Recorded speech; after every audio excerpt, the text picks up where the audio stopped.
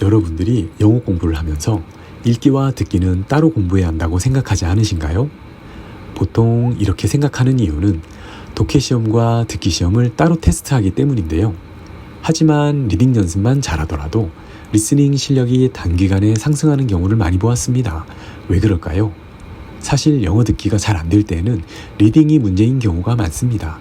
즉, 읽어서 이해되지 않으면 들어서 이해되지 않는 건 당연한 것이겠지요. 그러므로 리딩이 모든 영어 공부에 있어서 기본 중에 기본이라고 할 수 있습니다.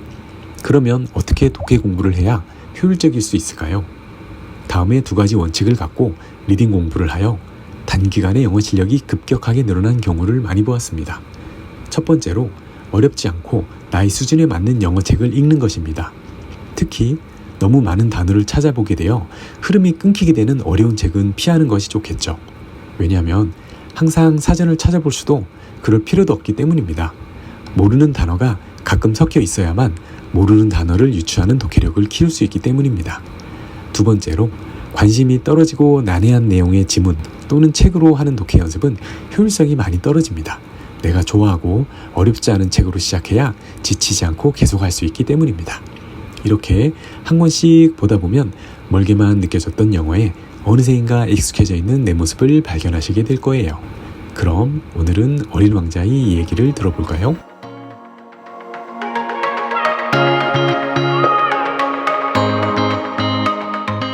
As each day passed, I would learn, in our talk, something about the little prince's planet, his departure from it, his journey.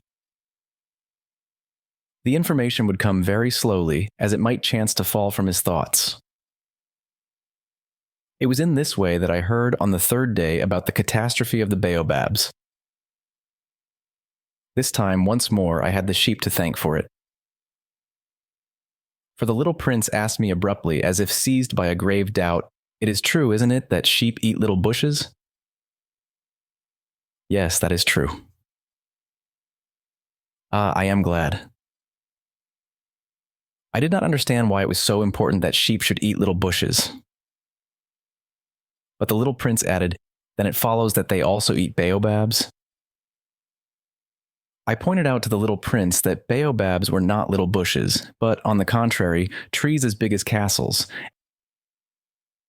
and that even if he took a whole herd of elephants away with him, the herd would not eat up one single baobab. The idea of the herd of elephants made the little prince laugh. We would have to put them one on top of the other, he said. But he made a wise comment. Before they grow so big, the baobabs start out by being little. That is strictly correct, I said, but why do you want the sheep to eat the little baobabs? He answered me at once, "Oh, come, come," as if he were speaking of something that was self-evident.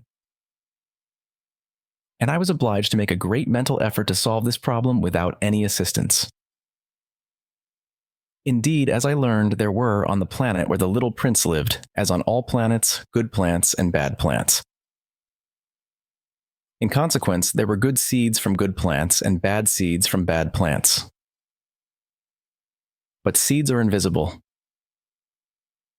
They sleep deep in the heart of the earth's darkness, until someone among them is seized with the desire to awaken. Then this little seed will stretch itself and begin, timidly at first, to push a charming little sprig inoffensively upward toward the sun. If it is only a sprout of radish or the sprig of a rose bush, one would let it grow wherever it might wish.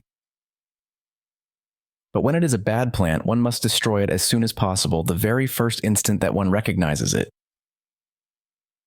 Now there were some terrible seeds on the planet that was the home of the little prince, and these were the seeds of the baobab. The soil of that planet was infested with them. A baobab is something you will never, never be able to get rid of if you attend to it too late. It spreads over the entire planet. It bores clear through it with its roots. And if the planet is too small and the baobabs are too many, they split it in pieces. It is a question of discipline, the little prince said to me later on. When you've finished your own toilet in the morning, then it is time to attend to the toilet of your planet, just so, with the greatest care.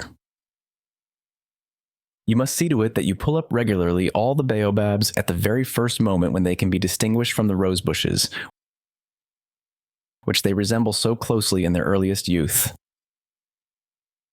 It is very tedious work, the little prince added, but very easy.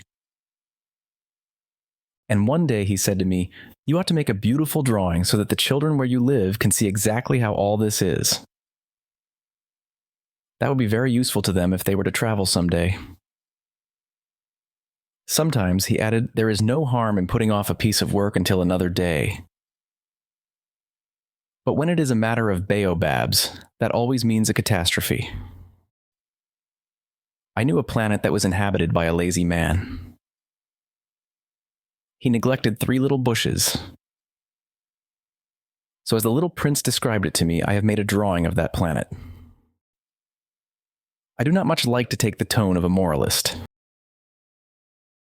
But the danger of the baobabs is so little understood, and such considerable risks would be run by anyone who might get lost on an asteroid, that for once I am breaking through my reserve. Children, I say plainly, watch out for the baobabs. My friends like myself have been skirting this danger for a long time without ever knowing it, and so it is for them that I have worked so hard over this drawing. The lesson which I pass on by this means is worth all the trouble it has cost me. Perhaps you will ask me, why are there no other drawings in this book as magnificent and impressive as this drawing of the baobabs? The reply is simple. I have tried. But with the others I have not been successful. When I made the drawing of the baobabs, I was carried beyond myself by the inspiring force of urgent necessity.